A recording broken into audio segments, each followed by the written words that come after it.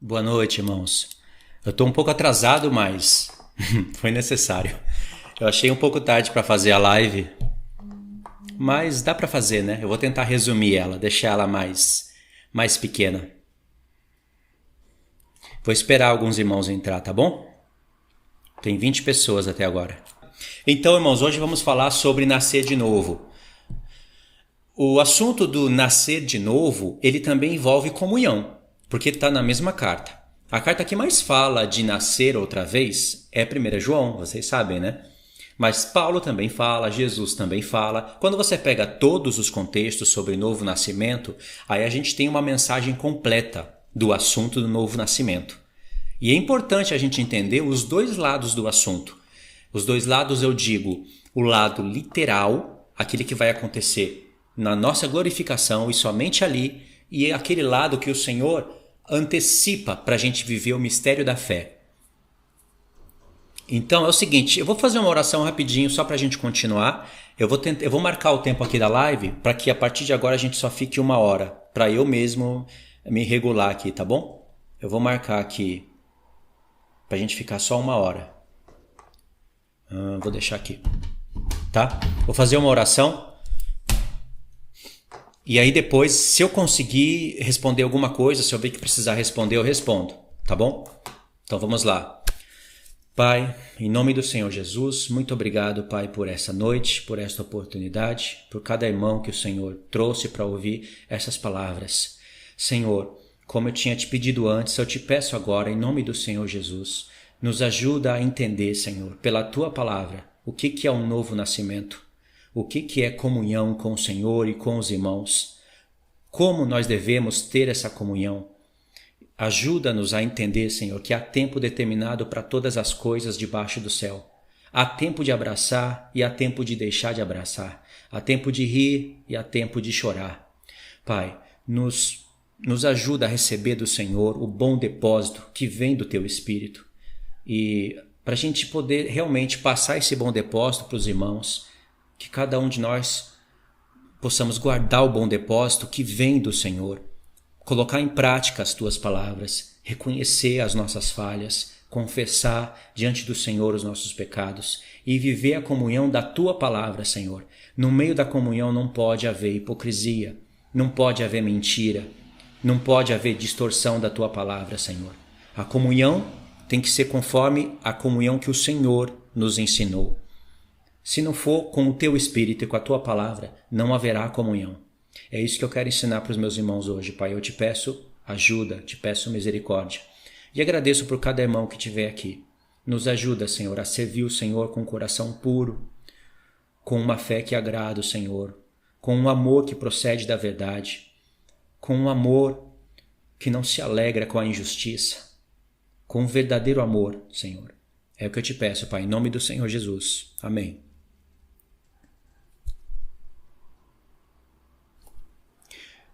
Boa noite, irmãos. Bom, então vamos começar. A palavra nascer de novo, ela tem os dois lados da revelação. É aquele que acontece primeiramente na nossa vida aqui, enquanto nós estamos em carne, mas ela vai se planificar quando realmente o nosso corpo morrer e nós ressuscitarmos. Os irmãos sabem que o apóstolo Paulo, quando fala... Deixa eu explicar essa introdução para vocês entenderem. Quando o apóstolo Paulo fala que o mistério que ele falava da última trombeta, que seria num abrir e fechar de olhos, os irmãos devem saber mais ou menos o que significa essas palavras, né? O abrir e fechar de olhos, o apóstolo Paulo tirou da meditação no tempo e na eternidade. Porque veja bem, um dia, irmãos, nós viemos a esse mundo. Um dia eu abri os olhos pela primeira vez. E em questão de segundos, eu vou fechar os olhos. E se eu fechar os olhos no Senhor, vai ser um sono. Se eu fechar os olhos sem o Senhor, pode ser que seja a morte eterna. Então nós temos um abrir e um fechar de olhos na nossa vida. E nós vamos abrir os olhos mais uma vez.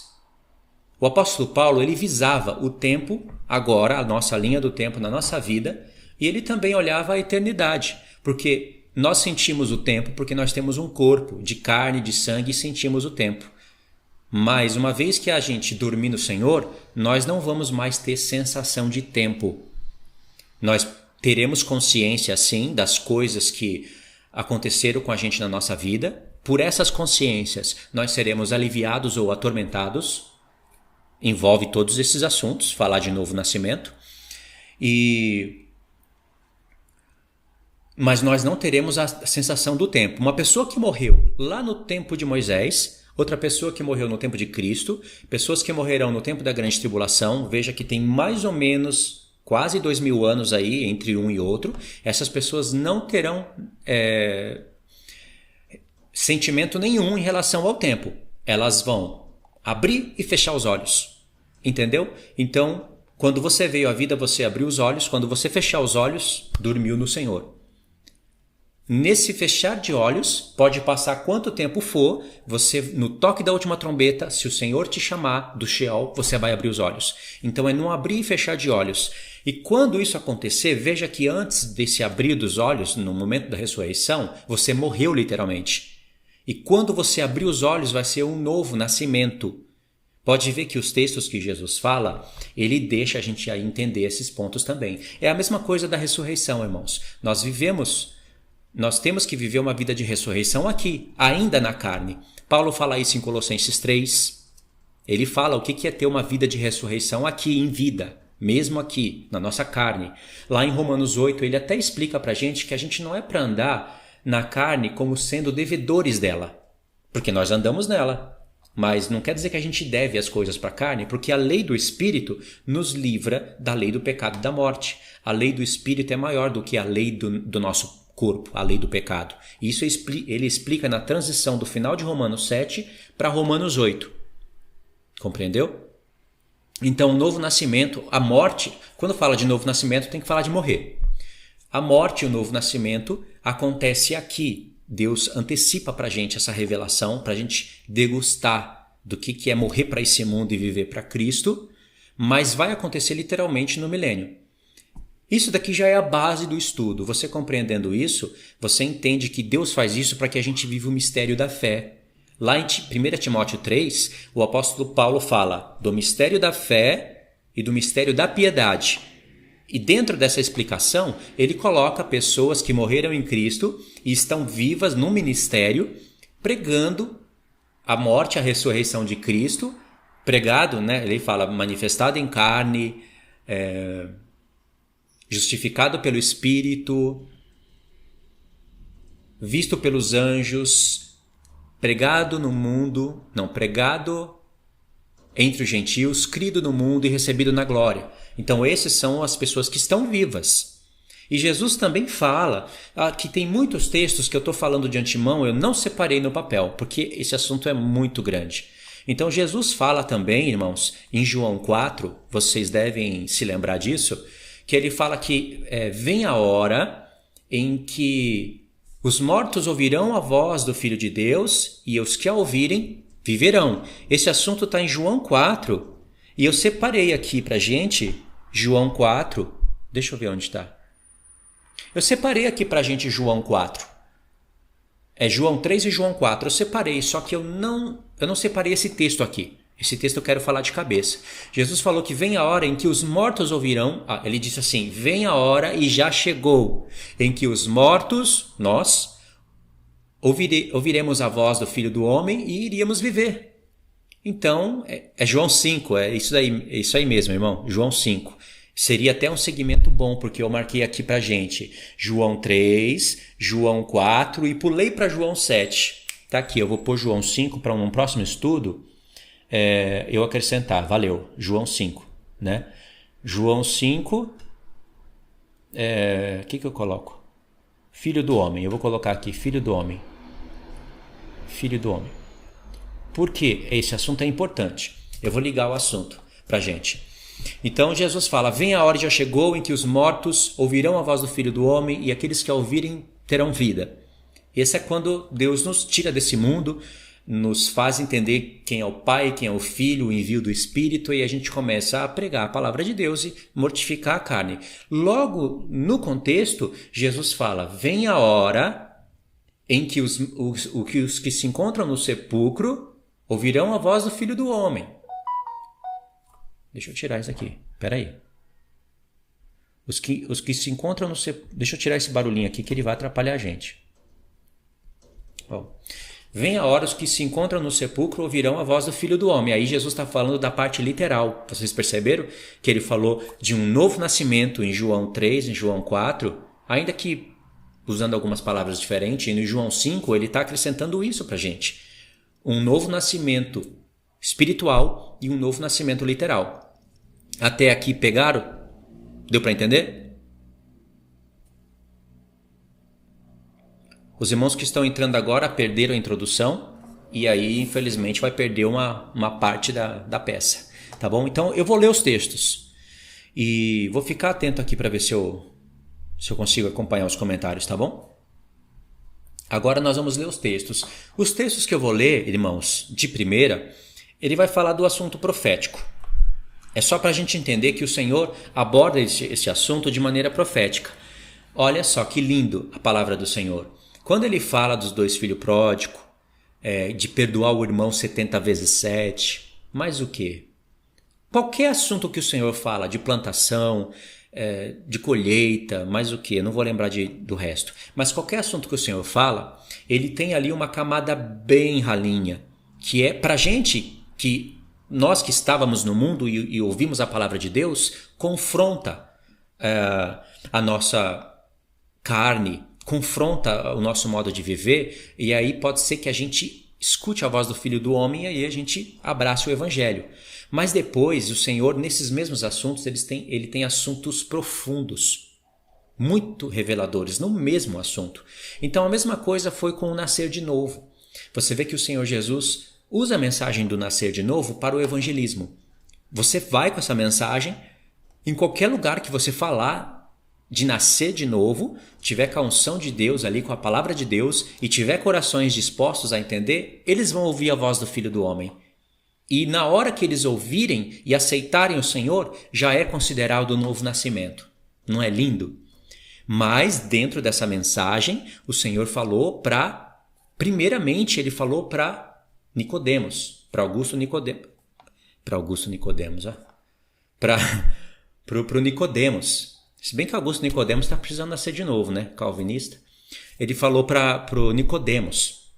No capítulo 4, ele vai falar de nascer de novo, só que ele vai falar por outras palavras. Ele vai falar pela água da vida, para a mulher samaritana. Então, em João 3, ele pega uma mensagem literal, mas ele usa um judeu porque é uma mensagem profética para judeus. Em João 4, ele fala do novo nascimento através da água da vida e passa uma mensagem para a samaritana, que fala dos gentios. O intuito dele é unir esses 2 povos. E olha só, o evangelho de João, irmãos, é o evangelho que mais fala da unificação das 2 casas de Israel. E esse assunto ficou preparado para nós, nesse tempo, para falar de uma maneira mais apropriada à palavra do Senhor. Eu digo assim, mostrando como ela é profunda. Ela não é só de 1000 côvados.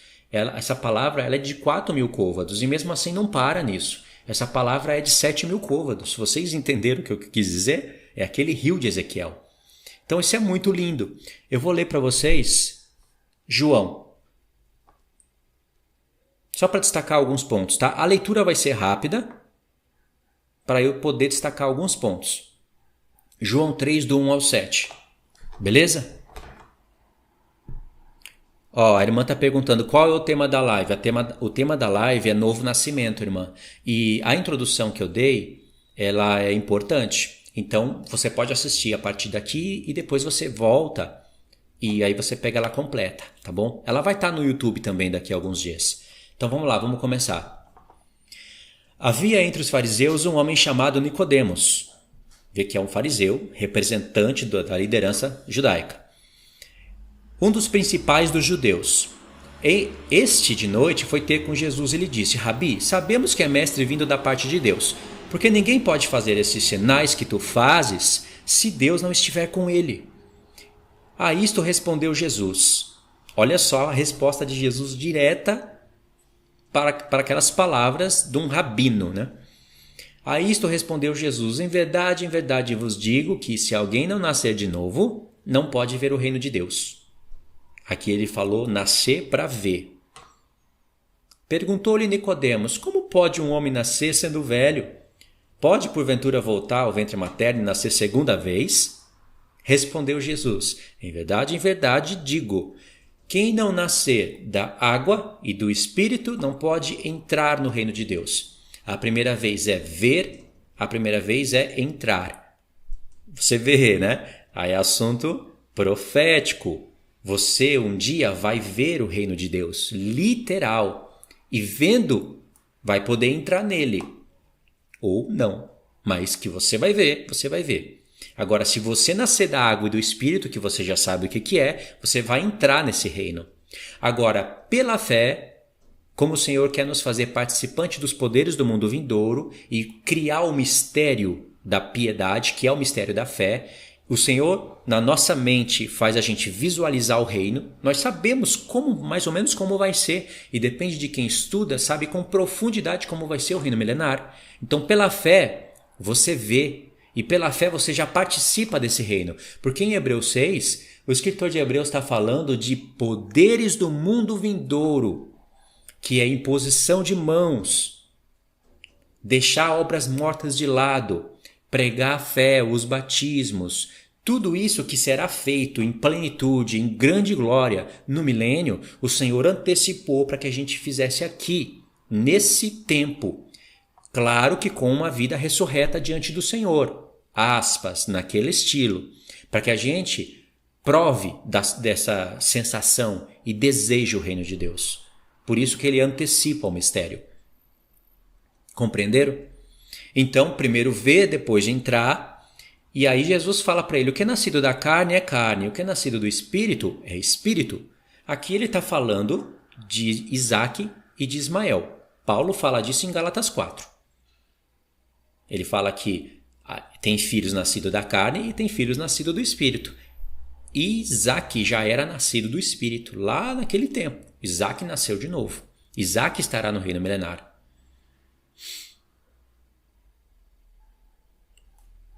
Ok? Deixa eu ver se tem algum comentário aqui para eu comentar na hora.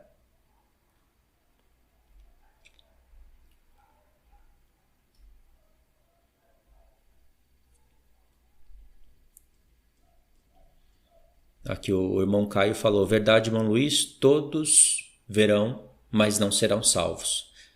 Não entrarão, né? Não serão salvos e entrarão, tá certo?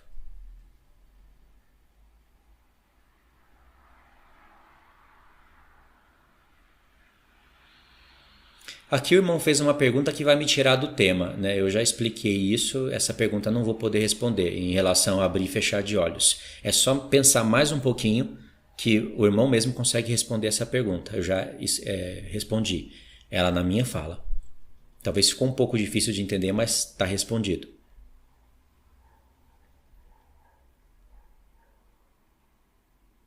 Ok, o resto os irmãos vão prestando atenção na live e aí os irmãos vão entendendo. Então essa mensagem foi falada para um judeu e esse judeu foi usado para trazer uma mensagem para a casa de Judá. Eu sei que os gentios também precisam disso. É uma mensagem que fala para judeu é para gentil, uma mensagem que fala para gentil é para judeu. Mas houve essa separação nítida aqui dentro desse mistério. E aí vem o resto da explicação, né? E eu vou pular essa explicação para eu conseguir dar conta da mensagem. João capítulo 4 agora. Olha como a mensagem continua. Só que agora é para a samaritana. É mais direcionado para nós. Diz assim: quando, pois, o Senhor veio a saber que os fariseus tinham ouvido dizer que ele, Jesus, fazia e batizava mais discípulos que João, se bem que Jesus mesmo não batizava, e sim os seus discípulos, deixou a Judéia, retirando-se outra vez para a Galileia. E a gente sabe que nos evangelhos, tipo Mateus, fala Galileia das nações, né? Aqui não tá, mas em outros evangelhos tá. E era-lhe necessário atravessar a província de Samaria. A capital de Samaria é Efraim. A capital de Efraim é Samaria. Está em Isaías 7. Chegou, pois, a uma cidade samaritana chamada Sicar, perto das terras de Jacó, que dera a seu filho José. Olha só, Jacó, José, o próximo é a mulher samaritana, Efraim. Estava ali a fonte de Jacó. Cansado da viagem, assentava-se Jesus junto à fonte por volta da hora sexta. Nisto veio uma mulher samaritana tirar água e disse-lhe: dá-me de beber. É até do 1 até o 10, é uma leitura grande aqui, né? Pois os seus discípulos tinham ido à cidade para comprar alimentos. Então lhe disse a mulher samaritana: como sendo tu judeu, pedes a beber a mim, que sou mulher samaritana? Porque aí João explica, porque os judeus não se dão com os samaritanos. Aqui é a divisão das duas casas de Israel que houve lá no passado. A casa de Israel havia sido rejeitada. E os judeus ficaram casados com o Senhor.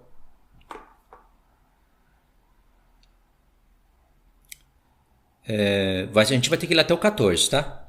Replicou-lhe Jesus: se conheceras o dom de Deus, e quem é o que te pede, dá-me de beber, tu que lhe pedirias, e ele lhe daria água viva. Respondeu-lhe ela: Senhor, tu não tens como tirar, e o poço é fundo, onde, pois, tens água viva? És tu, porventura, maior que Jacó, nosso pai? Olha como ela conhecia a história. Do qual ele mesmo bebeu, e bem assim os seus filhos e o seu gado? Afirmou-lhe Jesus: quem beber desta água, olha aqui a mensagem do nascer de novo, tornará a ter sede. Aquele, porém, que beber da água que eu lhe der, nunca mais terá sede. Pelo contrário, a água que eu lhe der será nele uma fonte a jorrar pela vida eterna. E aqui a gente sabe a mensagem profética que tem nos 5 maridos, eu acho que vocês sabem, nos 5 maridos dessa mulher, que representa ali as cabeças da besta. É uma coisa linda, grandiosa, magnífica, mas não precisa ir até aí para continuar a mensagem. Jesus falou que se ela continuasse bebendo da água daquele poço, ela continuaria tendo sede, porque é a lei. A água dá vida para tudo. Sem água o mundo não vive. O nosso corpo precisa de água, as árvores precisam de água, as plantas precisam de água, o mundo inteiro precisa de água. Mas quando você for glorificado, você nunca mais vai ter sede. É isso que Jesus estava prometendo para ela, o Espírito de Deus, visando a ressurreição. Essa é a mensagem. O novo nascimento continua, só que agora ele trocou as figuras e está falando para a mulher samaritana através da água da vida. Em João 5, ele fala de um momento em que os homens ouviriam a voz do Filho de Deus e teriam vida, e já chegou. Tenho vida, você tem vida eterna, eu tenho vida eterna, porém nós temos que desenvolver a nossa salvação junto com o Senhor, é uma sinergia. Nós temos que lutar para a nossa coroa não ser roubada. A coroa que está separada para a gente não ser roubada. Nós temos que lutar para não perder a vida eterna. João fala de vida eterna permanente. Tem pessoas que não têm a vida eterna permanente, diz João. Então você tem a vida eterna, mas com o selo do Espírito. Se você for fiel até o fim e quando fechar os olhos, dormir no Senhor, está selado. Quando você abrir os olhos, você vai nascer de novo e nunca mais vai ter sede. Pelo contrário, a água que tiver em você vai jorrar pela vida eterna. Ela vai entrar, como diz Ezequiel 47, aquela água que sai do santuário de Deus, ela vai entrar no mar e vai curar tudo. Aí o trabalho sacerdotal dos sacerdotes no milênio. Aquilo que está em Ezequiel 47 é de uma profundidade imensa. E eu já falei isso no canal. Em João 5, o Senhor fala desses 2 pontos. Vem a hora e já chegou, nós ouvimos a voz do Filho de Deus e temos vida. É aquela questão de ver e de entrar no reino de maneira espiritual antecipado, para a gente entender o que é a coisa. Mas Jesus fala que haveria um dia em que os que estivessem no sepulcro ouviriam a voz do Filho do Homem. E a palavra ir para sepulcro é a mesma palavra que se usa para Sheol. Então, você pode colocar sepultura, mas pode ser Sheol também, para onde vai as almas dos mortos. Assim, as almas dos mortos, eu posso dizer as almas dos vivos, que agora, como mortos, ainda é uma alma, só que não tem corpo. O espírito, onde está a inteligência do Senhor, aquilo do Senhor que ele soprou nas narinas do homem, aquilo aonde ele se conecta e fala com o homem, toda a nossa inteligência, aquilo volta para Deus. O corpo volta para a terra, porque é pó. A alma, ela vai para o Sheol. E aí depende do que você fez na terra, você vai para algum lugar lá no Sheol. Isso está em toda a palavra de Deus. Por isso que Jesus pôde falar dessa maneira em João 5. Entendeu? E lá em João 7, o Senhor vai associar essa água da vida à festa dos tabernáculos. Olha só, vamos ler João 7, do 1 ao 6. Depois o verso 8, depois o 37 ao 39, é rápido. Vocês estão entendendo aqui a mensagem?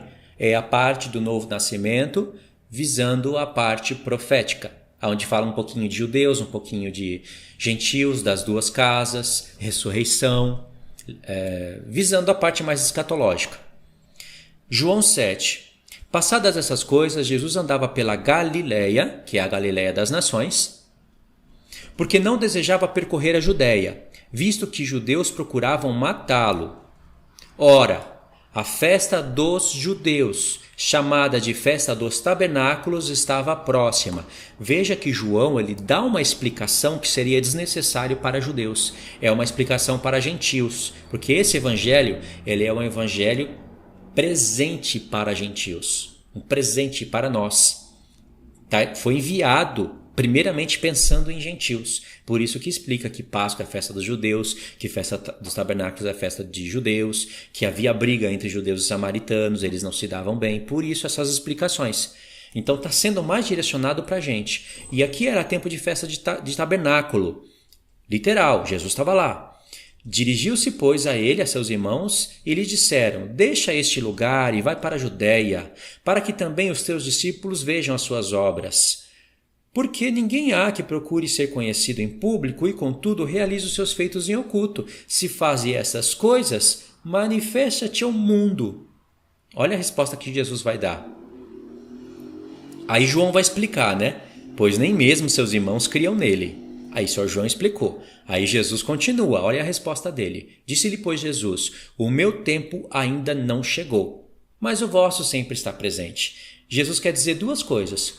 O meu tempo de subir à festa dos tabernáculos não chegou. O meu tempo de se manifestar ao mundo não chegou. Associando a festa dos tabernáculos a ele se manifestar ao mundo.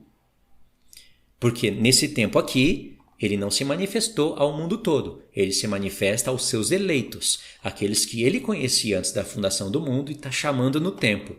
Não anula em momento nenhum aí o nosso poder de escolha. Deus é Deus, continua sendo Deus, continua tendo eleição, continua tudo. Não preciso ser calvinista para crer em predestinação.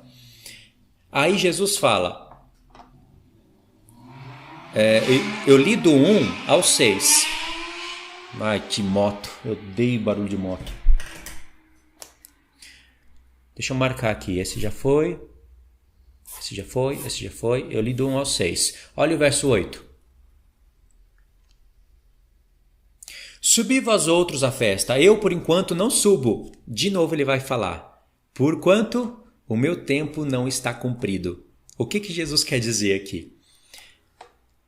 O tempo de vocês sempre é chegado, ou seja, todo ano tem festa dos tabernáculos.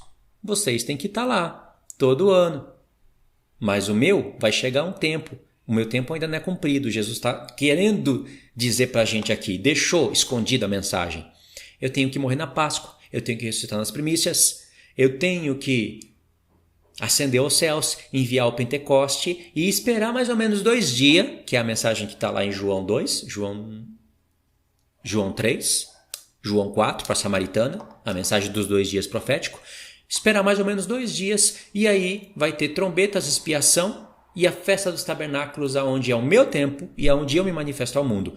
Tudo isso Jesus disse aqui. No verso 8, subi vós outros à festa, eu por enquanto não subo, porquanto o meu tempo ainda não está cumprido. Ok, mas Jesus vai subir à festa de maneira oculta, eu vou resumir tudo isso e vou pular no verso 37.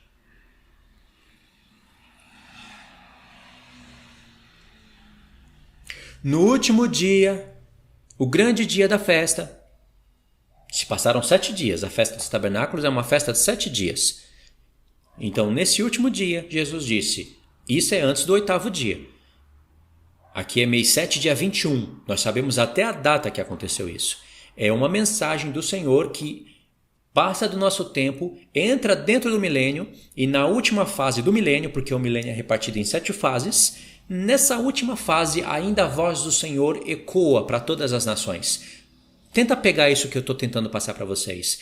Essa palavra começou lá no tempo de Jesus, passa pelo nosso tempo, entra dentro do milênio e na última porção do milênio, ali quando tiver preste a vir uma aprovação no mundo inteiro, onde Satanás será solto para juntar as nações, enganar elas, a voz do Senhor Jesus ecoará ainda. Se alguém tem sede, venha a mim e beba.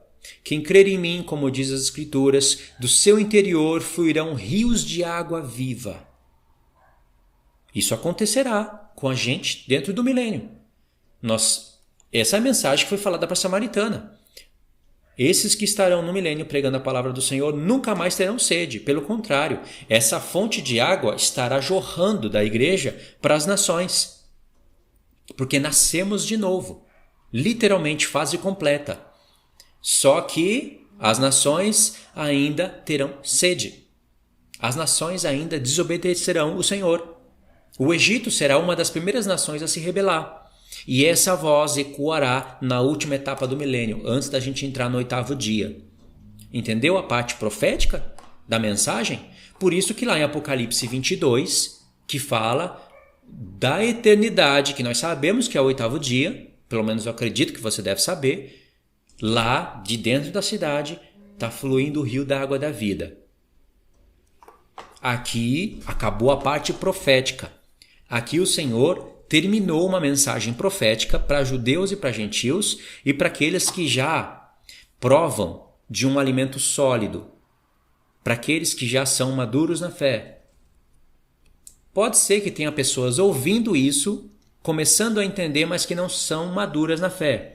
Olha aqui que eu anotei para a gente, o novo nascimento, que envolve textos que eu não vou poder ler na íntegra. Aqui está minha colinha, tá?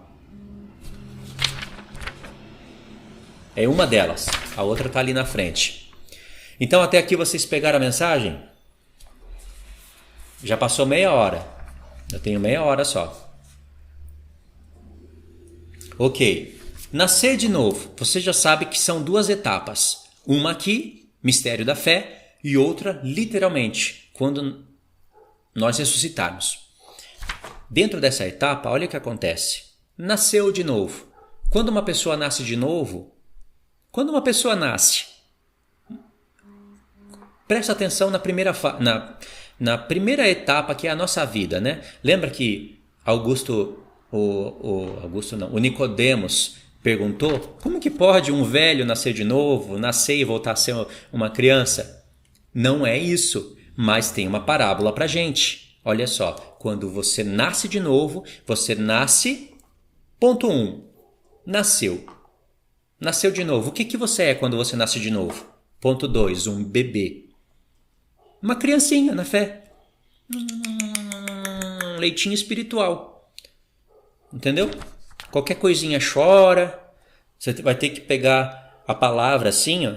E um bebezinho na fé acabou de nascer. Olha o aviãozinho. E tem bebê ainda que, se você não fizer o aviãozinho, ele não come. Não come, irmãos. Acabou de nascer. Se você falar, abre a boca e come, bebê. Isso é bebê. Tem que fazer o aviãozinho e... Porque se você deixar uma criança sozinha se alimentar, você já viu? Irmãos, isso é uma parábola. Veja uma criança se alimentando. Ela cata a colher e mete a comida no olho. Ela cata a colher e joga a comida longe. Mete a colher no prato. Sabe o que é isso? Isso é tipo um calvinista pregando a palavra. Um adventista. Então você tem que fazer o aviãozinho. É bebezinho. Ponto 2. Ponto 3. Se torna uma criança. Agora é uma criança, irmãos. Não é mais um bebê. Criança já come, se alimenta. Só que aí começa a sentir desejo espiritual, desejo sexual. Já começa a desejar tudo. Cabeça o tempo todo é sexo. Já começa, sabe, pior ainda do que a fase de bebê. E aí Paulo, nessa fase 3 da criança, Paulo fala que o amor faz essa pessoa crescer. Aí ele fala lá, ele está explicando, 1 Coríntios 12, ele está falando dos dons dentro da igreja, não tá? E aí ele fala que a igreja tinha dons, mas era uma bagunça, irmãos, uma zona. Aí, em 1 Coríntios 13, ele fala que vai levar as pessoas para um caminho excelente. Ele fala que é o amor. Aí ele fala que o amor, ele não se alegra com a injustiça. Ele fala, quando eu era menino, eu agia como um menino, pensava como um menino. Mas depois que eu cheguei a ser homem, eu deixei as coisas de menino de lado. E essa é a próxima fase, você é adulto. Enquanto você é criança na fé, você está ali lutando contra os desejos da carne, nunca vence, você satisfaz ele, você arruma briga, você arruma encrenca, você pensa como um menino. Pode até ter passado da fase de bebê, mas ainda é criança. E precisa só do leite espiritual para crescer. Se te derem leite adulterado, você não cresce.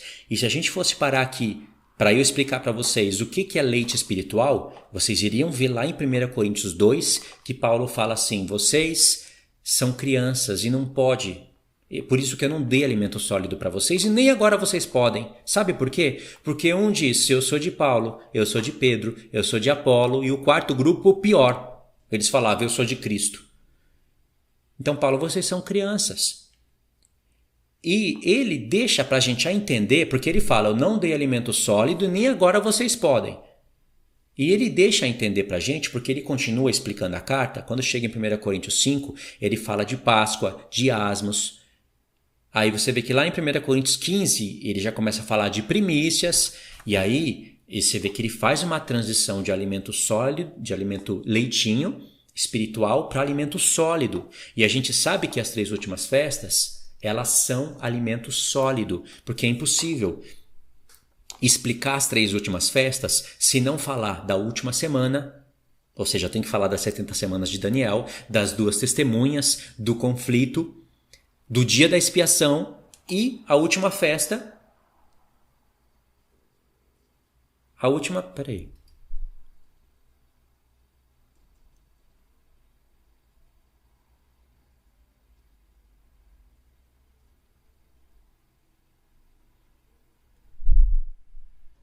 Ok, vamos continuar.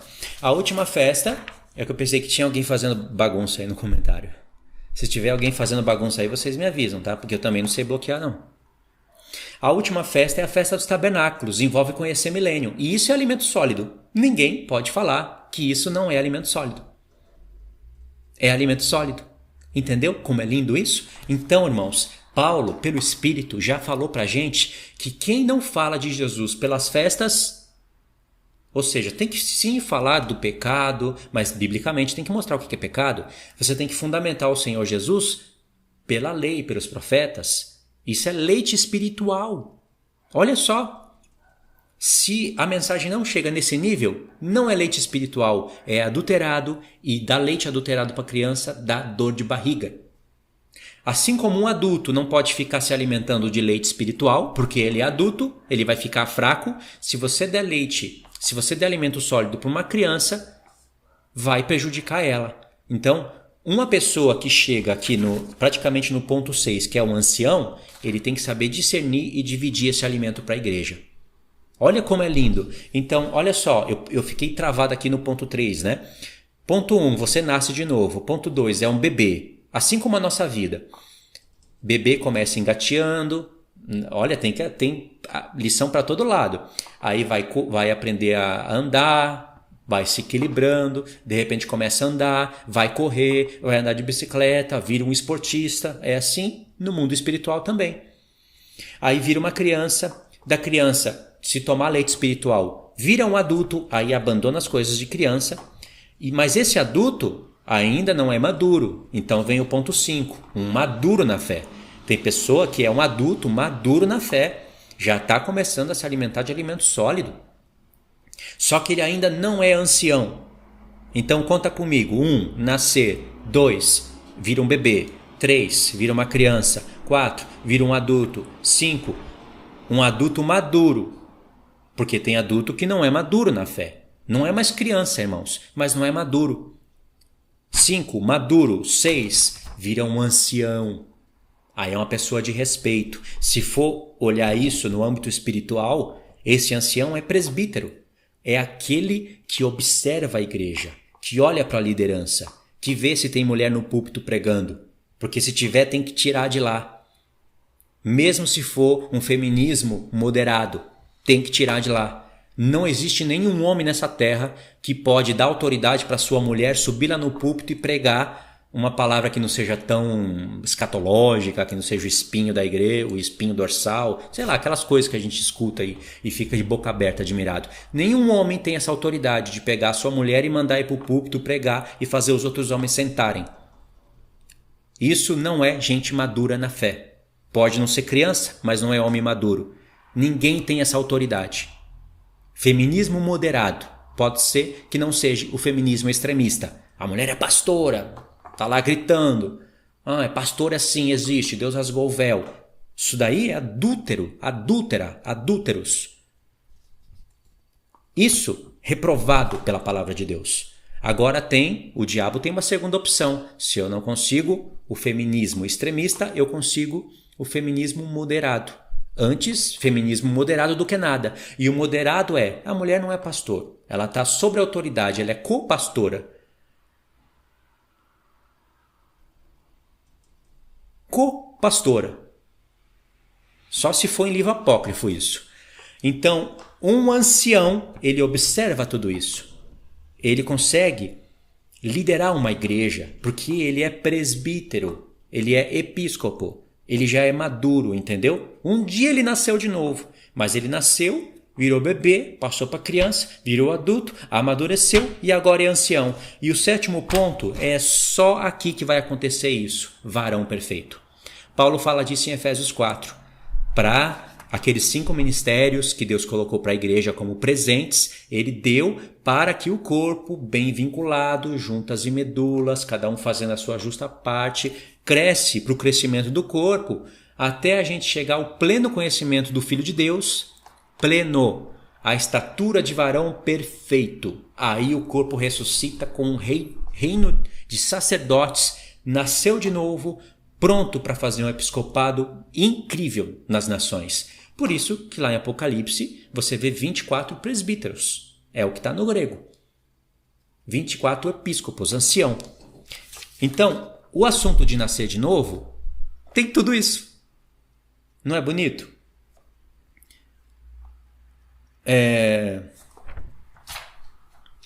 Agora, já tem 41 minutos de mensagem. Agora eu vou ler os textos finais, só para a gente entender como a gente faz isso agora. Ponto de partida inicial, tipo hoje. Como a gente entende isso? Para que quando alguém vier ler para você, nascer de novo, comunhão, e por trás disso não tiver intenções verdadeiras, intenções nobres, de ser uma comunhão verdadeira com a palavra de Deus, você possa discernir, irmãos. Não seja criança na fé, não seja apenas homem, seja um homem maduro, e homem eu falo mulher, seja madura para compreender. Quando que alguém quer que você tenha comunhão com o que está sendo dito e falado, quer que você tenha comunhão com lugares que não têm comunhão com Deus, e quando alguém quer que você tenha comunhão com a palavra, seja num lugar, seja na casa, seja onde for, a casa tem que estar em comunhão com o Pai, a igreja tem que estar em comunhão com os céus. Se não for, não adianta, não vai ser comunhão. Santa Ceia vai ser apenas pão e suco de uva. Entendeu? Isso nos liberta. Ninguém vai te confundir. Ninguém vai chegar, meter o dedo na sua cara e vai falar: você está em casa, você é trevas, você não tem comunhão com ninguém.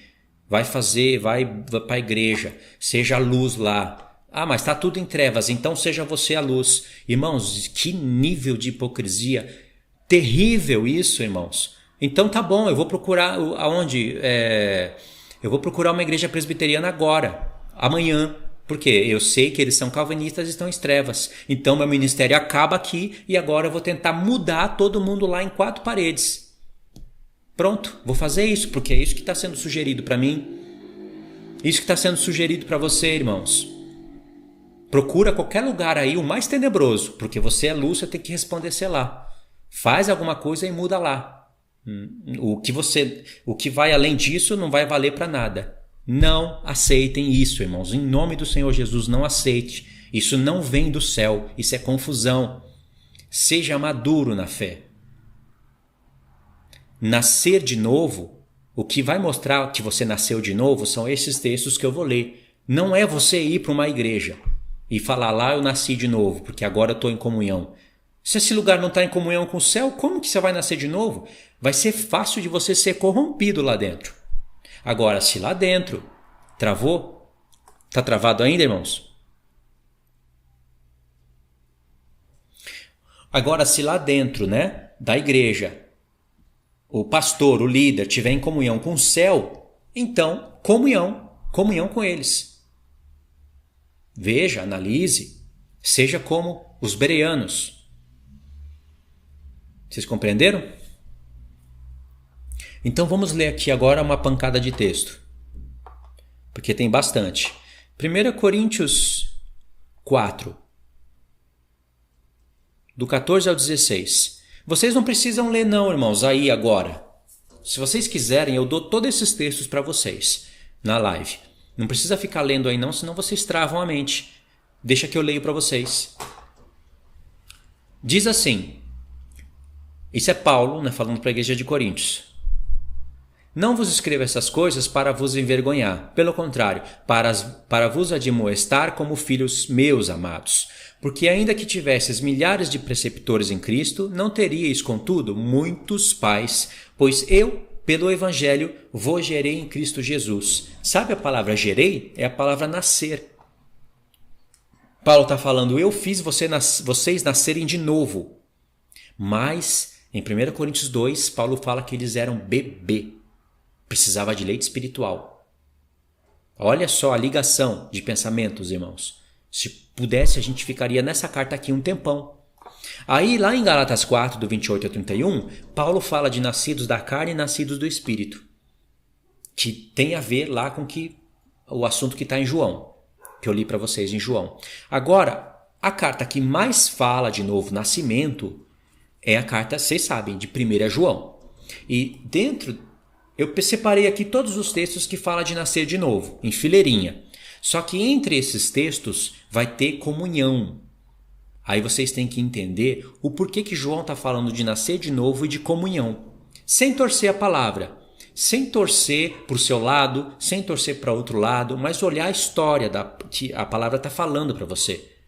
A comunhão entre irmãos não está acima da comunhão com a verdade. Muitas pessoas acham que você ter comunhão é você ir para algum lugar, suportar, se fingir de cego, se fingir de surdo, ir lá só para levantar a mão, fazer o seu louvor. Assim, não está aprendendo nada, não importa, estou em comunhão. E aí, está sendo falada heresia do púlpito, está te cobrando dinheiro como dízimo e você está lá em comunhão. Comunhão com o quê? Você está em comunhão com as trevas. Isso se não for uma mulher lá no púlpito. Está em comunhão com as trevas, não com a luz. Você tem uma Bíblia na tua frente. Como que você está aceitando tudo isso? Por isso que a tua vida espiritual baixa, prejudica. Porque você tem que procurar, hoje em dia, você tem que procurar se alimentar. Eu posso ajudar aqui em alguma live, em algum vídeo, outros irmãos podem ajudar, mas você vai ter que ir procurar e se alimentar. Porque não vai ter lugar para você congregar. Não adianta ninguém te enfiar essa mensagem por goela abaixo. Vocês sabem o porquê que eu estou falando isso, né? Esse assunto é de extrema importância. Tem pessoas que surtam. Bugou a mente. Agora quer te enfiar em qualquer lugar para você estar congregando, senão você está em trevas. Bugou. Então vamos ver em 1 João, que é a carta que costuma usar, né? Geralmente quem está congregando já pega essa carta e bota na tua cara. Aqui, ó, vai congregar, seu infeliz. Você está em trevas. É isso que fazem com você. Não querem nem saber do teu contexto. Não querem nem saber da tua história.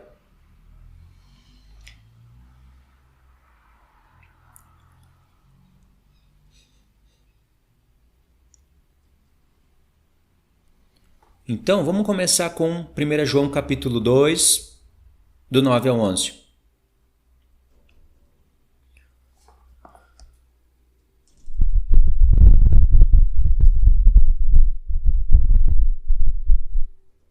Deixa eu ver se tem alguma coisa aqui para eu falar. Espera aí, só um momento.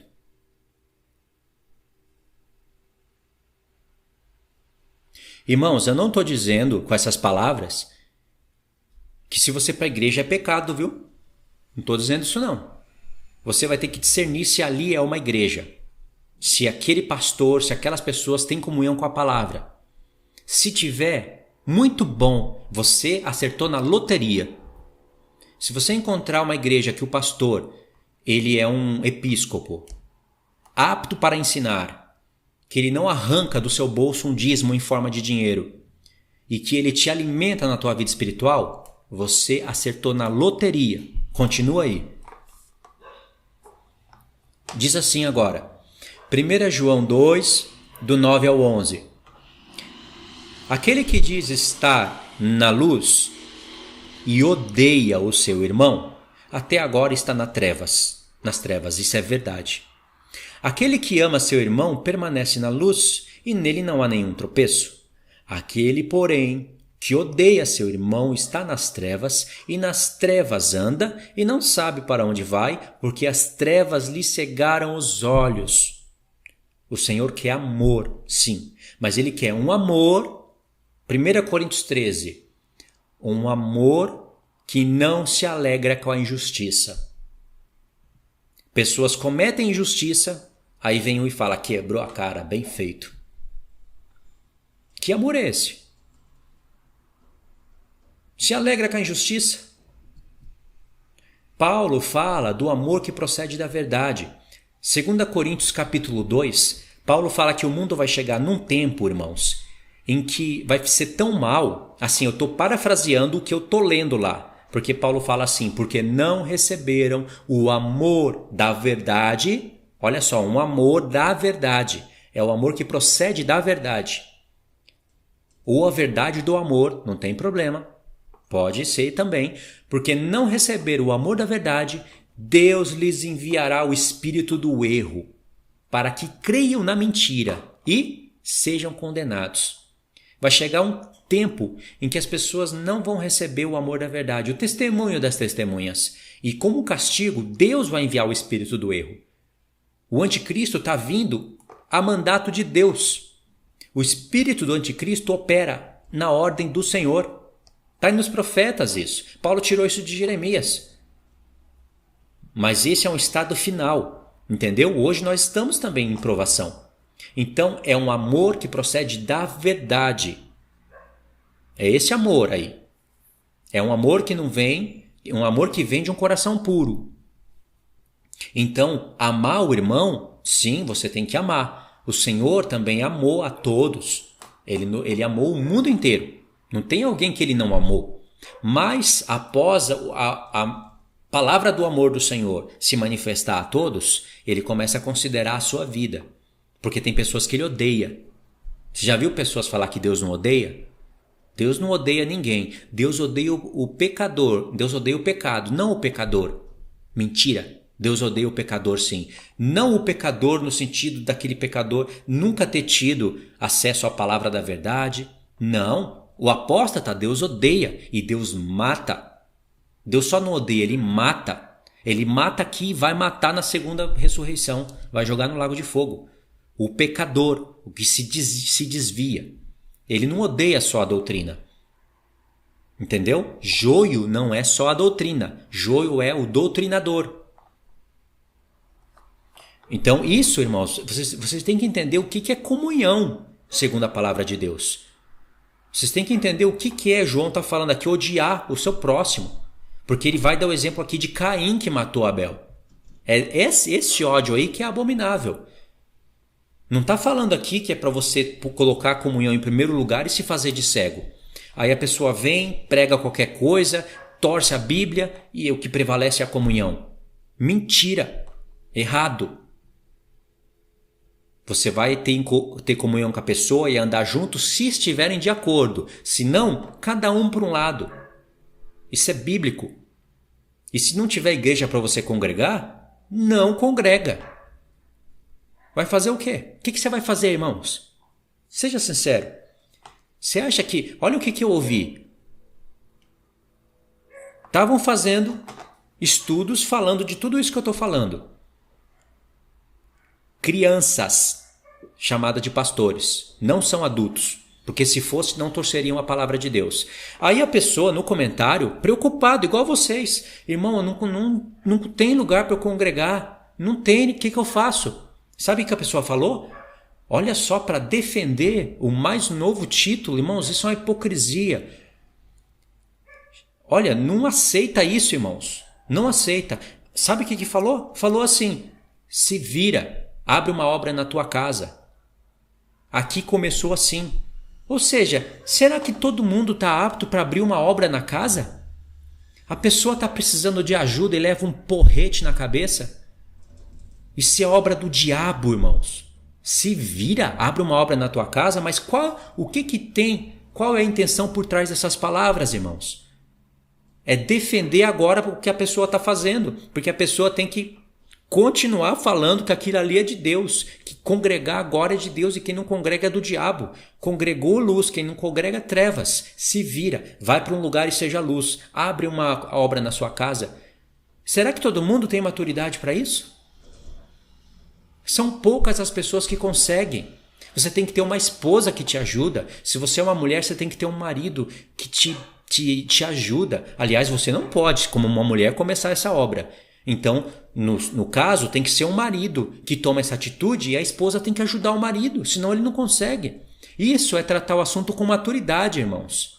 Pensar nas famílias, não é meter um porrete em todo mundo e falar se vira. Essa é a prova da imposição de mãos de maneira precipitada. Pastor não fala isso. Pastor ajuda. Entendeu? Então, olha só, em um texto, o quanto tempo que dá para ficar.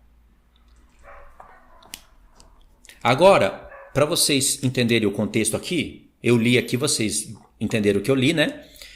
Olha o verso 15 e o 17. Eu pulei só 3 ou 4 versos. Está falando de comunhão, de amor. Mas olha a visão de João. Não ameis o mundo, nem as coisas que há no mundo. Se alguém amar o mundo, o amor do Pai não está nele. Porque tudo quanto há no mundo, a concupiscência da carne, a concupiscência dos olhos e a soberba da vida, não procede do Pai, mas do mundo. Ora, o mundo passa, bem como a sua concupiscência. Aquele, porém, que faz a vontade de Deus permanece eternamente. Olha aqui, isso daqui é prova de que você nasceu de novo. Se você ama o mundo ou não. Você não prova isso indo congregar dentro de uma igreja que não procede do Senhor, que não obedece à palavra. Não é assim que você prova que nasceu de novo. Ou tem comunhão. Agora vamos para o segundo texto. Continuar aqui. 1 João 2, ele está falando, irmãos, de comunhão, de amor, de amar o próximo. Mas sabe por quê? Olha só, verso 18. Se eu tivesse a intenção de fazer vocês ficarem numa congregação, seja lá qual for, o que importa é a comunhão, eu iria ler aqui e parar. Mas olha só o contexto. Filhinhos, já é a última hora, e como ouvistes que vem o anticristo, também agora... Vocês não estão ouvindo isso não, né? Perdi até o rumo com esse funk feliz. Vou ler de novo. Filhinhos, já é a última hora. E como ouvistes que vem o anticristo, também agora muitos anticristos têm surgido, pelo que conhecemos que é a última hora. Eles saíram do nosso meio, entretanto, não eram dos nossos, porque se tivessem sido dos nossos, teriam permanecido conosco. Todavia, eles foram para que ficassem manifestos que nenhum deles é dos nossos. E vós possuís a unção que vem do Senhor. Sabe o que estava acontecendo aqui, irmãos? Pessoas estavam apostatando, saindo da igreja falando que Jesus não era o Messias. Outros falando que ele nem em carne veio. Provocando briga entre irmãos. Briga ao ponto de um querer matar o outro. E aí já não tinha mais congregação. Irmãos, é isso que João está falando. João não está falando, visando aqui congregações caídas e as pessoas não querendo mais congregar, e João falando, você tem que congregar. Não, você tem que amar o próximo. Abre uma obra na tua casa. Seja hospitaleiro. Faça alguma coisa. Não importa. Vai congregar. João não está falando isso, irmãos. João está tratando aqui de apóstatas que estavam colocando um inferno no meio do povo. Esse é o contexto. Não posso mutilar a Bíblia a favor agora do meu pastorado. Isso é infidelidade. E o que eu estou falando aqui não visa só o contexto da minha vida, não. Se eu falasse isso daqui a 100 anos atrás, era verdadeiro. Se eu falar isso daqui 100 anos depois, é verdadeiro. Porque esse é o contexto. Aí, em 1 João 3, do 7 ao 10, João vai falar do amor, da comunhão, mas ele vai falar, não seja como Caim que matou Abel. Matar, irmãos, é derramamento de sangue mesmo. Eu sei que você pode matar a pessoa com palavra. Sim, mas aí Deus envia outra pessoa e dá vida. Agora, se você matar a pessoa como Caim matou Abel porque odiava o seu irmão, aí é diferente. Então, eu posso não estar em comunhão com as pessoas, não significa que eu as odeio. Isso serve para você. 1 João 4.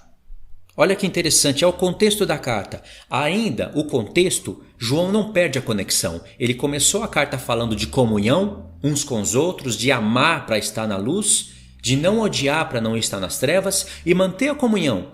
Mas o contexto no capítulo 2 já explicou que tem anticristos, negando o nosso Senhor. Isso não acontece no nosso meio. Pode haver divisões por causa de doutrinas, não significa que eu odeio ou que a pessoa me odeia. Eu acho que não, né? A pessoa não me odeia. Eu acredito que a pessoa não me mataria. Essas pessoas que eu não concordo e que eu não ando junto, se tivesse passando fome, eu daria de comer. E eu acredito que elas me dariam de comer. Então eu não posso pegar e mutilar o texto de João só porque agora, irmãos, bugou a minha mente e eu acho que tudo aquilo que eu vivi era trevas. E agora eu estou na luz porque eu vou para a igreja, porque eu sou pastor agora. Eu não posso deixar... Tudo bem, a mente deles bugaram. Não deixa a sua mente entrar em crise. Porque eles colocam crise na pessoa. Meu Deus, e agora? Eu estou morto. Eu não tomo Santa Ceia. Eu não vou para a igreja. O que eu faço? Eu não posso começar uma obra na minha casa. Não tem onde eu congregar. Eu estou morto. Você acha que isso traz vida ou traz morte? Aí, 1 João 4, deixa eu marcar aqui, para eu mesmo não me perder, porque já deu 1 hora, tem 1 hora de live, vou ficar aí mais 20 minutos, tá? Amados, não deis crédito, olha só o contexto de João, hein? Amados, não dei crédito a qualquer espírito, antes, provai os espíritos se procedem de Deus. Isso vale para quando você for na congregação, ou não vale? Você tem que entrar na congregação cego e surdo. Não, vai lá, prova os espíritos. É que tem pessoas que não têm capacidade para isso, irmãos. Verdadeiramente se passaram anos, ou não, mas são bebê na fé. E um bebê você mata facilmente. Ou são crianças, pior ainda. Ou, tudo bem, não são crianças, já são homens. Legal, mas ainda não está amadurecido. Entendeu? Tem pessoas de todos os tipos e a palavra traz esse tratamento para a gente. Então, amados, não deis crédito a qualquer espírito. Antes, provai os espíritos se procedem de Deus. Por quê, João?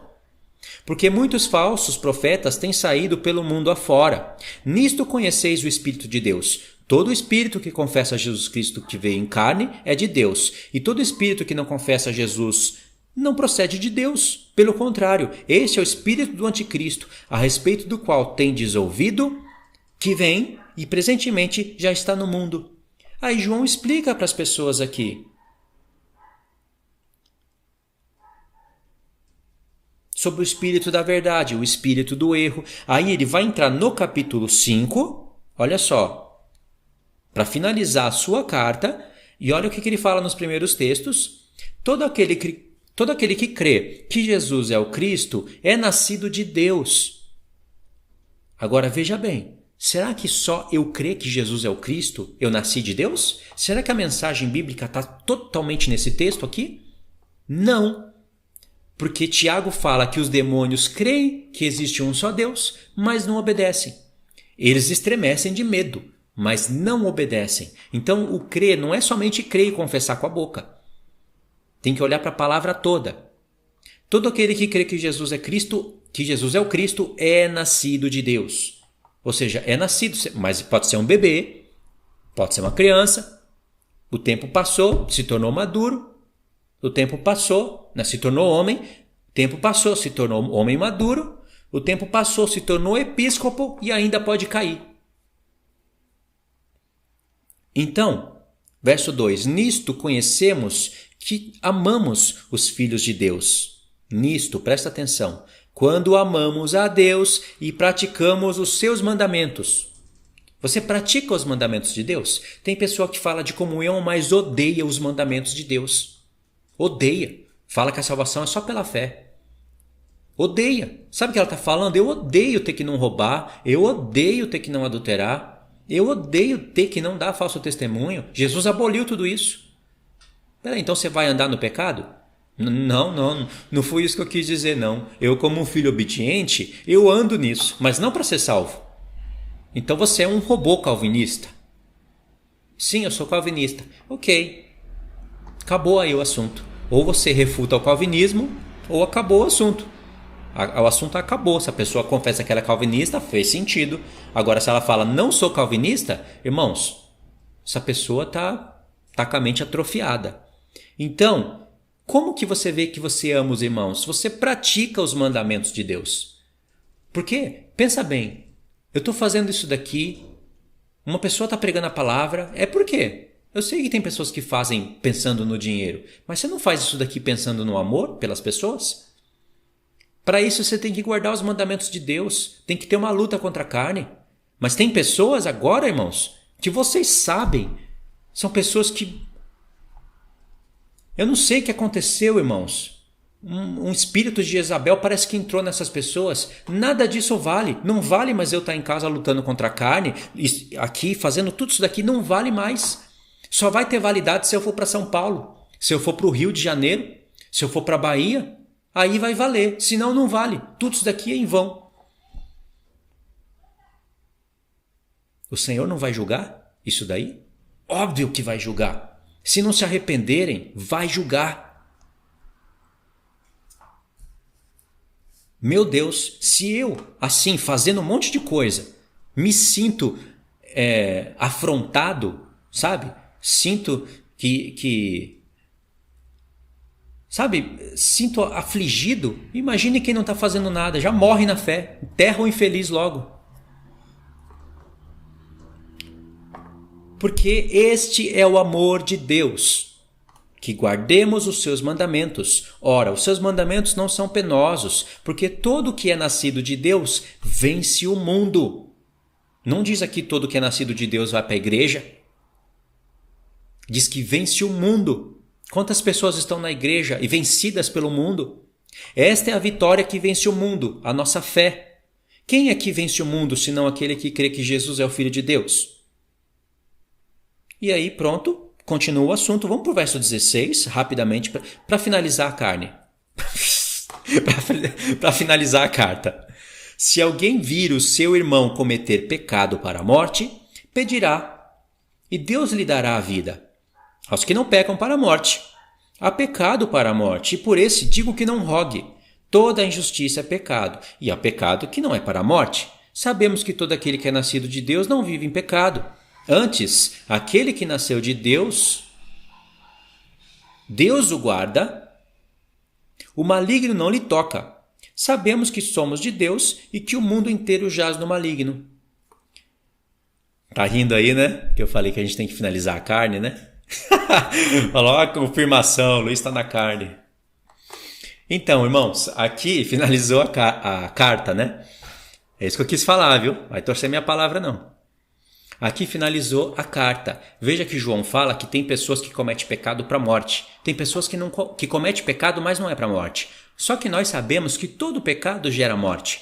Só que João está falando aqui de uma morte que pode ser revertida. Se você comete pecados, você está na morte. Sim, você está ali em processo de morte. Nasceu de novo, mas pode morrer. É claro que você não pode ficar com o pensamento calvinista que eles colocam assim para ridicularizar a mensagem. Nasceu de novo, morreu de novo. Nasceu de novo, morreu de novo. Nasceu de novo, morreu de novo. Pecou, perdoa, pecou, perdoa, pecou, perdoa. Não é assim que Deus vê as coisas. Deus não é um tolo igual a eles. Deus, ele já visa a sua vida toda. Então, tem pecados que não são mais perdoados. E João já dá um exemplo aqui nessa carta. Ele fala que tinha pessoas que estavam no meio deles, estavam ali, eram cristãos, falava como cristão, se vestia como cristão, orava como cristão, louvava como cristão. E o espírito do anticristo veio ali e varreu a igreja, começou a retirar eles de lá. Aí João falou, esses não eram dos nossos. E João não mandou orar por eles, porque eles apostataram. Pecado que não tem pecado que não tem perdão é apostasia. Isso, apostasia. Estão falando no comentário. Apostasia.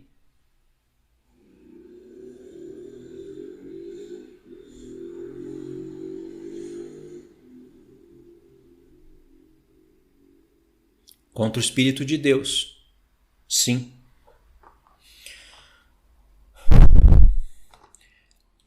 Aí, irmãos, o que nós tínhamos para ler? Eu separei aqui 1 João 1, do 1 ao 10, porque fala 3 vezes de comunhão, porque agora, entre esses textos que eu li sobre nascer de novo, fala de comunhão. Então, tem textos aqui que fala de comunhão.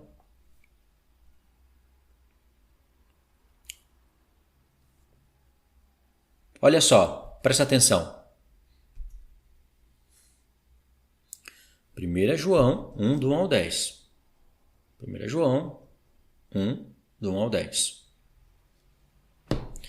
O que era desde o princípio, o que temos ouvido e o que temos visto com os nossos próprios olhos, o que contemplamos e as nossas mãos apalparam com respeito ao verbo da vida, a vida se manifestou e nós temos visto, e dela damos testemunho, e vô-la anunciamos, a vida eterna, a qual estava com o Pai e nos foi manifestada. E que temos visto e ouvido, anunciamos também a vós outros, para que vós igualmente mantenhais comunhão conosco. Ora, a nossa comunhão é com o Pai e com seu Filho Jesus Cristo, em primeiro lugar. A comunhão sua tem que ser com o Pai e com o Filho. Cadê o Espírito Santo aqui? Não falou do Espírito Santo. Por isso que esses textos aqui não são acolhidos pela linha da Trindade, porque não fala de Espírito Santo aqui. Então eles pegam outros textos. Mas quem faz a comunhão entre o Pai e o Filho é o Espírito de ambos. E por essa comunhão nós temos comunhão. Por esse Espírito nós temos a comunhão com o Pai e com o Filho. E, em primeiro lugar, se estiverem pregando algo que não está de acordo com o Pai e com o Filho, não tem comunhão. E eu não preciso ter comunhão com essa comunhão, porque Paulo fala em 2 Coríntios 6, ele fala que não pode ter comunhão entre luz e trevas. E aí ele dá vários exemplos. Aí o verso 4 diz, essas coisas, pois, vos escrevemos para que a nossa alegria seja completa. Ora, a mensagem que da parte dele temos ouvido e vos anunciamos é esta, que Deus é luz e não há nele treva alguma. Se dissermos que mantemos comunhão com ele e andarmos nas trevas, mentimos e não praticamos a verdade. Se, porém, andarmos na luz, como ele está na luz, mantemos comunhão uns com os outros e o sangue de Jesus, seu Filho, nos purifica de todo pecado. Aí a pessoa lê até aqui e fala, você tem que ter comunhão. Mas, na verdade, ela está interessada em que você tenha comunhão com o que ela está ensinando. Mas você tem que ver o que ela está ensinando, o que tem por detrás disso. Eu não posso usar esse texto aqui dentro de uma igreja e agora falando que você não tem comunhão com os irmãos, porque aqui eu estou falando que você está em trevas. Ou seja, fala logo, você está morto. Eu não posso, irmãos, nem que se amanhã eu começar a congregar, nem que se Deus me levantar na frente de milhares de pessoas e me der uma obra, eu não vou poder chegar aqui e falar, olha, você tem que congregar. Porque está falando aqui ó, que você tem que ter comunhão uns com os outros, senão você é mentiroso. Peraí, chegou o meu tempo e agora o tempo dos outros que se dane? Isso se chegou realmente o meu tempo, né? Porque tudo tem que ser observado e precisa de tempo para isso. Vamos dar tempo ao tempo e vamos ver onde essas coisas vão parar. Então, verso 8 diz: se dissermos que não temos pecado nenhum, a nós mesmos nos enganamos e a verdade não está em nós. Se confessarmos os nossos pecados, Ele é fiel e justo para nos perdoar os pecados e nos purificar de toda injustiça. Se dissermos que não temos cometido pecado, fazemo-lo mentiroso e a sua palavra não está em nós. Agora eu vou fazer uma pergunta aqui para vocês e quero ver se vocês entenderam a live. Você pode ver que eu fiz de trás para frente de propósito.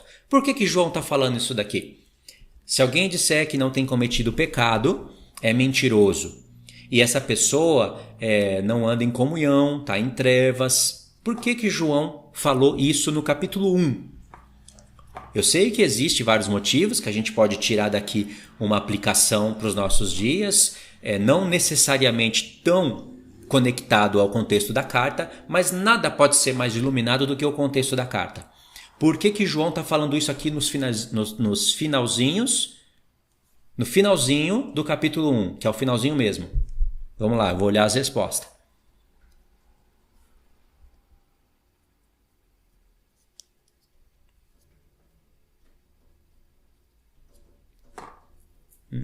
A irmã disse, porque nós somos carne e sujeitos a pecar. Não é por isso. O que eu vou falar pode criar uma conexão com essa frase, mas não é isso daí, o que está na mente de João. O batismo de nascer de novo? Não é. Eu li para vocês, irmãos, o capítulo 2. Eu vou deixar uma dica. Eu li para vocês o que estava acontecendo. Sim, é porque o Espírito de Deus faz a comunhão. Não quer dizer que está toda errada essas respostas, que a única resposta que tem é a que eu vou falar. Não é, mas existe uma que é que você faz a ligação. Você faz a ligação da carta. Não é que já somos pecadores por natureza.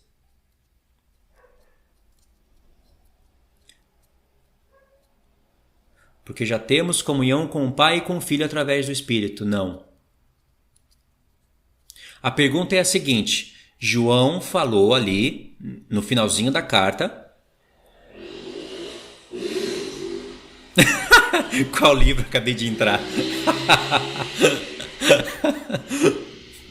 Não vai saber, irmã. Vai ter que assistir a live de novo. Ninguém sabe a resposta, irmãos. João está falando ali, eu vou ler de novo. João está falando de comunhão uns com os outros, irmãos andarem em comunhão, porque a nossa comunhão é com o Pai e com o Filho. Então você tem que andar em comunhão com o irmão e andar na luz. Se porém andarmos na luz como ele está na luz, mantenhamos comunhão uns com os outros. E o sangue de Jesus, seu Filho, nos purifica de todo o seu pecado. Se dissermos que não temos pecado algum, a nós mesmos nos enganamos. A verdade não está em nós. Se confessarmos os nossos pecados, Ele é fiel e justo para nos perdoar os pecados e nos purificar de toda injustiça. Se dissermos que não temos cometido pecado, fazemo-lo mentiroso e a sua palavra não está em nós. Eu sei que aqui tem uma parte evangelística, né, que você fala para a pessoa que ela é pecadora. Ela não sabe. Ela acha que ela erra alguma coisa. Não, você tem que falar que a pessoa é pecadora, que o Pai enviou o seu Filho para o resgate da humanidade, que Deus te ama. E aí ela reconhece que ela é pecadora. Tá certo, tá implícito aqui. Mas não é essa a preocupação principal de João aqui, na questão de comunhão também. Vê que ele está falando, ele está frisando para terem comunhão, os irmãos terem comunhão, é para tomar cuidado. Olha, eu vou responder logo para a gente finalizar a live, tá bom? Já tá tarde mesmo. Porque eu sei que ninguém vai acertar a resposta, e a resposta é simples.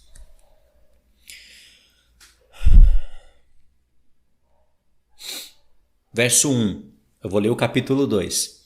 Filhinhos meus, estas coisas vos escrevo para que não pequeis. Se todavia alguém pecar, temos advogado junto ao Pai, Jesus Cristo, o justo. Ele é a propiciação para os nossos pecados. Ok. Olha o verso 4. Aquele que diz, eu o conheço, e não guarda os seus mandamentos é mentiroso, e nele não está a verdade. Aquele, entretanto, que guarda a sua palavra, nele verdadeiramente tem sido aperfeiçoado o amor de Deus. E nisto sabemos que estamos nele. Aquele que diz que permanece nele, esse deve andar também como ele andou. Agora, João vai falar de um novo mandamento e João vai explicar que ele escreve para a igreja porque a igreja era apta para entender, porque eles venceram o maligno, etc. E aí ele fala dos anticristos dentro da igreja, das pessoas que estavam negando o filho, e quem não tem o filho não tem o pai. Pessoas que não guardavam os mandamentos de Deus. Então, João falou, nisso sabemos que amamos uns aos outros, se guardamos os seus mandamentos. Eu li para vocês. Mas aí, quando a pessoa começa a apostatar, ela já não tem mais o amor pela pessoa. Ela não quer mais saber de ensinar algum tipo de verdade que o irmão está crendo diferente. Ela não tem mais esse interesse. Ela apostatou. Ela já fala, tudo isso é uma mentira. É isso que João está falando, irmãos. A comunhão foi quebrada. Esse é o contexto da carta. Não é o nosso contexto aqui, em que nós temos sede do Senhor, queremos aprender, mas não temos lugares para ir. Não é isso. Mas as pessoas estão recortando esses textos aqui, como se o contexto não interessasse, e aplicando esses textos aqui para a gente. Falando que você tem que ir para um lugar, para uma igreja, para ter comunhão. Não vale a vida que você está tendo agora. Está errado. Vocês viram como a importância? É só vocês lerem uma carta de 5 capítulos ou ouvirem várias vezes. Entendeu? Agora, tá certo você ficar na sua casa sem fazer nada e sem saber o que fazer e não procurar respostas? Não tá certo. Você tem que procurar respostas. Pode ser que o seu marido esteja apto para começar uma obra na sua casa e você o ajude e nasça na sua casa uma congregação. Se não, a sua congregação, irmãos, vai ser a sua família. Se não, se você ficar ouvindo esses ventos de doutrina, você vai procurar qualquer lugar que esse vento vai te soprar para outro lugar e te sopra para lá e te sopra para cá. Sabe o que o diabo faz com isso? Ele te cansa. Aí você já não quer saber mais de nada, nem lá dentro e nem em casa. Esse é o plano do diabo. Irmãos, o plano de Deus não é tirar todo mundo das casas e levar para as igrejas agora. Tem gente falando que essa é a reforma. Esse é o restaurar de todas as coisas. Tá certo isso? O que esses pastores estão falando está correto? Não está correto. E estão torcendo tudo que vem pela frente, só para no final justificar o que eles estão fazendo. Como se aquilo fosse a obra e o que ultrapassa aquilo já não é mais a obra. Errado. Completamente errado. Irmãos, e aqui eu finalizo a live, tá bom? 1h30 de live, tá ótimo. Eu nem sou acostumado a fazer live essas horas. Vocês entenderam então, irmãos? Sabe o que vocês devem fazer? Vocês devem orar ao Senhor, buscar o Senhor na sua casa e esperar. Espera no Senhor. Você está buscando, você está pedindo para Ele. Vocês acham que eu não peço para o Senhor irmãos fiéis para me ajudar? Ou começar uma obra aqui? Eu já tentei. Não dá certo, não é só eu querer. Então eu entendo o meu propósito, eu entendo, ninguém me muda, ninguém vai colocar coisa na minha cabeça com texto isolado porque eu conheço a Bíblia. Ninguém vai fazer agora me forçar eu ir para um lugar ou eu começar uma obra aqui só para eu falar para alguém que estou fazendo alguma coisa diferente. Eu já estou fazendo a vontade do Senhor aqui nesse momento. Entendeu? Então, se você começar uma obra na sua casa, der conta, muito bom. Vai ter palavra, vai ter louvor. Se tiver quem toca, maravilhoso se isso der certo. Se não der certo, você vai continuar buscando o Senhor. Tenta uma visita ali, uma visita aqui, mas lembra que João fala. Prova os espíritos. Veja se ele vem de Deus. Veja se a comunhão lá da igreja é com o pai e com o filho. Veja se o interesse não está ali no dízimo. Veja se tem alimento ali, bom depósito para gente, sendo depositado. Se você sai dali saciado. Porque se você não sai do lugar onde você foi, da igreja, saciado, tem algo errado. Ou é com a pregação ou é com a sua vida. Então, você tem que buscar conhecer qual é a vontade do Senhor. Qual é a boa, perfeita e agradável vontade do Senhor. Entendeu? Então é isso. Espero que essa palavra tenha abençoado os irmãos. Eu vou pôr ela no YouTube daqui uns 2, 3 dias. E agora vocês sabem ler a carta de João, né? Não é para ler e achar que o que vocês estão vivendo está correto, e nem para achar o que é correto que as pessoas estão sugerindo para você. Que agora a moda, a restauração é sair da casa e ir para a igreja. Não é. Tem pessoas que estão morrendo lá dentro e quando elas saem de lá de dentro elas têm vida. Muitas pessoas testemunham isso. Será que todas as pessoas que estão testemunhando isso estão mentindo? Só é verdade as pessoas que falam que tem vida eterna lá dentro da igreja? E as pessoas que saíram de lá e se alegraram e conheceram a palavra no YouTube? Ah, que vergonha! Os pastores não estão aptos para ensinar lá nos seus púlpitos.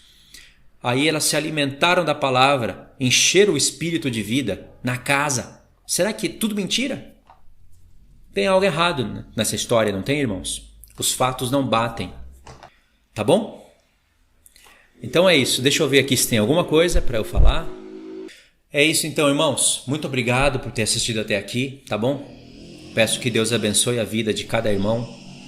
Que vocês possam olhar na palavra em primeiro lugar essas coisas. Gasta um tempo com a palavra, com a oração. Talvez a sua resposta não está dentro de uma igreja. Está fora. Está ali na sua renúncia, dia a dia. João falou para a gente, aquele que nasceu de novo vence o mundo. O mundo venceu as igrejas. Como é que você vai vencer o mundo dentro das igrejas que foi vencida pelo mundo? É fato que o mundo venceu as igrejas. É show de criança, é show de irmãos, é show de louvor, é fumaça, é dízimo, não tem palavra. Está vencido, irmãos. Então você tem que vencer o mundo, é pela fé, orando todo dia, procurando aprender, tá bom? Então é isso, irmãos. Boa noite então, tá? Deus abençoe a todos. Fiquem na paz. Vou fechar aqui agora, tá bom?